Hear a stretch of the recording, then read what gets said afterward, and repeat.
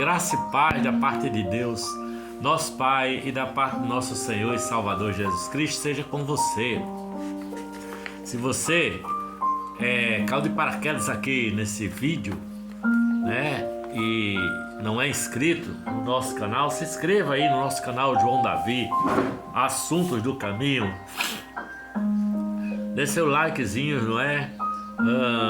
Faça seus comentários, não se esqueça de ativar o sino para receber as nossas notificações dos nossos vídeos, tá? Comente e compartilhe também, para que o bom perfume de Jesus se espalhe por todo o universo. Você já ouviu falar ou já leu um texto que está no Evangelho de Mateus, capítulo 4, versículos de 5 a 7. E eu vou ler. E diz assim, ó: Então o diabo o levou à cidade santa, colocou-o na parte mais alta do templo e lhe disse: Se és o Filho de Deus, joga-te daqui para baixo, pois está escrito: Ele dará ordens a seus anjos a seu respeito, e com as mãos eles o segurarão, para que você não tropece em alguma pedra. Jesus lhe respondeu: Também está escrito: Não ponha à prova o Senhor, seu Deus. Eu, há mais ou menos uns 25 anos ou um pouco mais, quando eu comecei a namorar com a minha esposa, Jabene, ela me emprestou, ela me deu um livro para eu ler, chamado, um livro do pastor, do reverendo Caio Fábio de Araújo Filho, chamado O Amor de A a Z. Foi a primeira vez que eu vi alguma coisa de Caio Fábio, né? E li aquele livro e fiquei impactado realmente com as palavras da interpretação do pastor Caio Fábio sobre as passagens bíblicas que tratam do amor, né? Tá certo? Mas interpretando essa passagem, Caio Fábio interpretando essa passagem, ao comentar que, baseado na promessa do Salmo 91, o diabo sugeriu que Jesus se lançasse do pináculo do templo, provando a todos a sua divindade. O reverendo Caio Fábio afirmou que Jesus poderia ter respondido o seguinte: Deus prometeu que me protegeria no caminho por onde eu andasse, mas não falou nada sobre me proteger no espaço aéreo onde eu voasse. Palavra de Caio Fábio de Araújo Filho. Com a sua resposta de colocar Deus à prova, Jesus está ensinando que devemos viver com bom senso, não é? É bem verdade que às vezes o bom senso vai dizer que o próximo passo deve ser um passo de fé. Mas andar com fé, confiando no cuidado de Deus, não significa viver de maneira irresponsável assim, contrariando a sabedoria e criando situações absurdas para que Deus as resolva, sabe? Não é assim. O homem de fé não é um lunático, não é um doido. Andar com fé é também andar com os pés no chão, tá? Há muita gente que acredita estar vivendo pela fé, mas seus atos revelam ignorância, estupidez e falta de discernimento. Por exemplo, os que em nome da fé se negam a fazer uso da medicina, de tomar remédios, submeter-se a algum processo terapêutico, não apenas desprezam a sabedoria milenar, inclusive da tradição cristã, mas também negam os ensinamentos da Bíblia. Contrariar o bom senso e a sabedoria não tem nada a ver com fé, sabe? Deus não quer que usemos a fé como força irracional, que nos impulsiona a viver de uma maneira insensata, né? Pelo contrário, Jesus está nos dizendo: você não precisa voar, basta andar com bom senso, confiando que Deus cuida de você.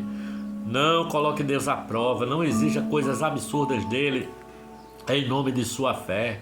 A fé e o bom senso não se excluem, podem conviver perfeita e harmoniosamente. Não permita que seu bom senso se torne a contradição e a negação da sua fé. Não permita que sua fé se torne a negação e a contradição da sua lucidez. No Evangelho de Mateus ainda, só que no capítulo 4, de 8 a 10, diz assim, ó: Depois o diabo o levou a um monte muito alto e mostrou-lhe todos os reis do mundo e o seu resplendor. Ele disse: Tudo isto te darei se prostrado me adorares. E Jesus lhe disse: Retira-te, Satanás, pois está escrito: Adore o Senhor, o seu Deus, e só a Ele preste culto. Essa é a terceira tentação de Jesus. A primeira foi a tentação de transformar pedras em pães para saciar a fome. A segunda foi atirar-se do pináculo do templo para provar de sua messianidade, demonstrando que os anjos o recolheriam e o socorreriam.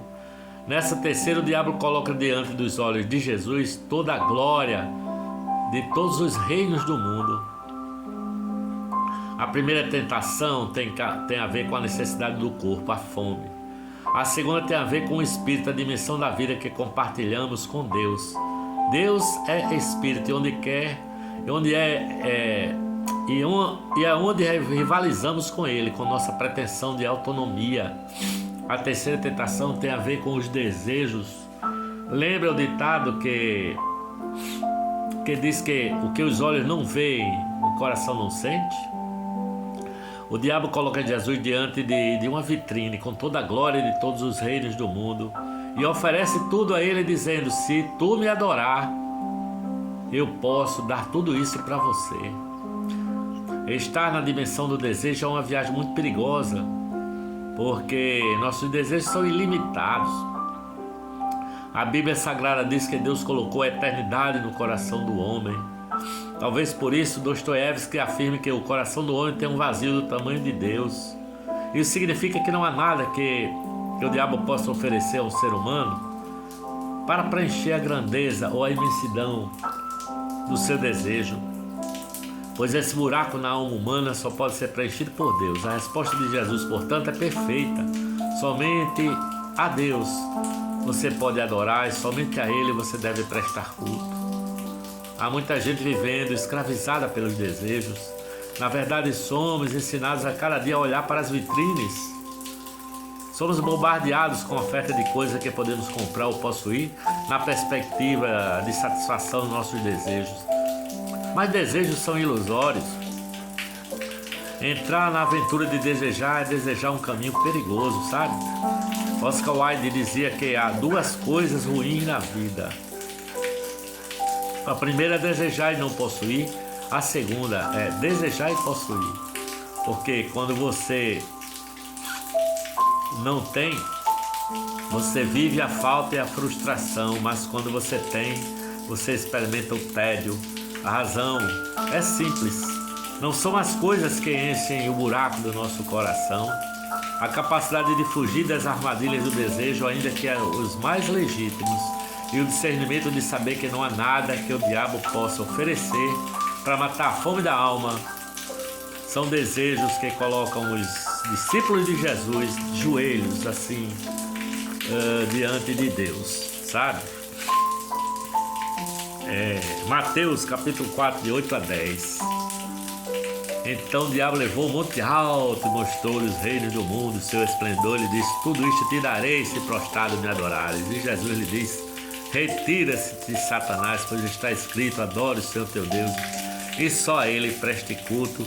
A maneira como Jesus responde a essa proposta indecente de Satanás apresenta dois conceitos muito importantes na espiritualidade cristã: a adoração e o culto. Adorar significa prostrar-se e reconhecer a autoridade, a grandeza e a majestade de um soberano. A adoração é o que os súditos fazem quando se ajoelham diante de uma autoridade, curvando-se e colocando o rosto no chão, sabe? Revela uma atitude de coração, do interior do coração, quando reconhecemos que Deus é o Senhor de todas as coisas, Senhor inclusive de todos os reinos do mundo e seu esplendor. Culto significa prestação de serviços. O culto é um ato, um engajamento prático que demonstra que esse soberano a quem adoramos merece receber toda a nossa dedicação, todos os nossos recursos e toda a nossa devoção.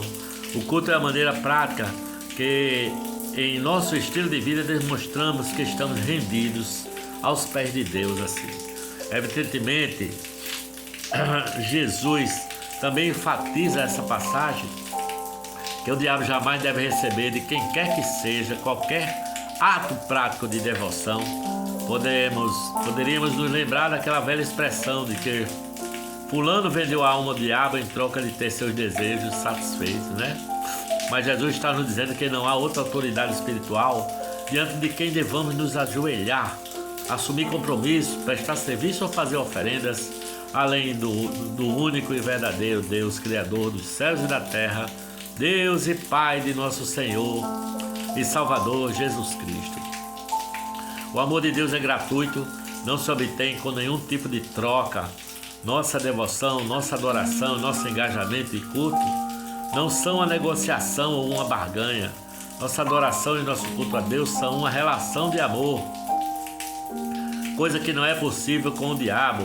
Satanás pode até dar muitas coisas a alguém, mas jamais será capaz de desenvolver uma relação de amor, sabe?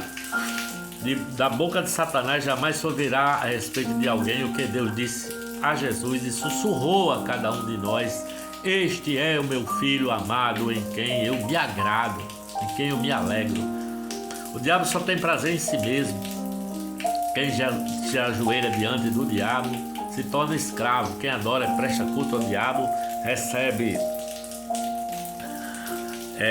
presta culto a Deus, recebe amor e liberdade a Deus e não ao diabo. Mateus capítulo 4, versículos de 8 a 10. O diabo levou um monte e disse que tudo daria a Jesus se prostrado ele adorar. E Jesus disse: sai daqui, arreda-te daqui. Sai, diabo, sai, capeta.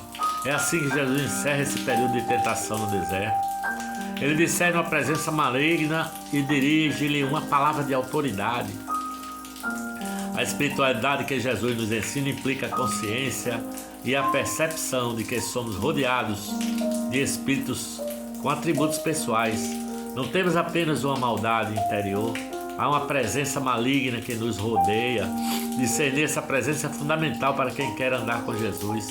Todo aquele que quiser andar com Jesus deverá se acostumar também com a má companhia em volta. Por isso Jesus se dirige a Satanás, o diabo, o demônio, e diz: vá de retro